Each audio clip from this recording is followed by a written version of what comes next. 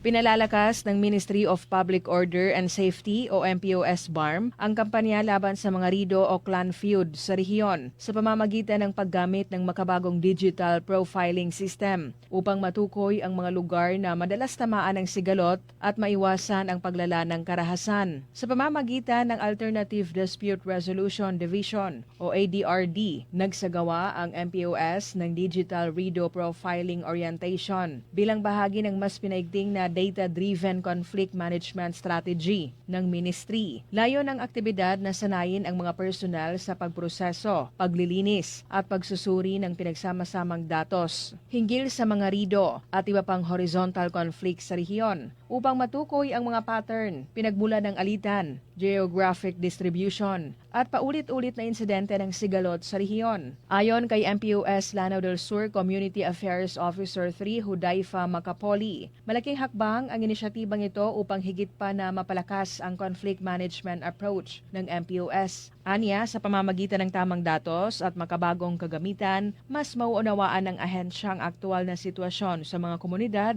kaya mas magiging mabilis, targeted at epektibo ang mga intervention laban sa mga alitan.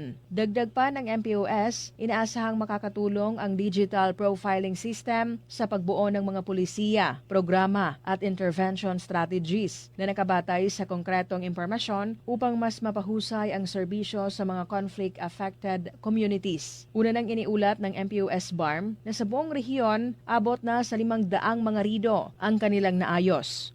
Rufa Mocalid, NDBC, Bida Balita.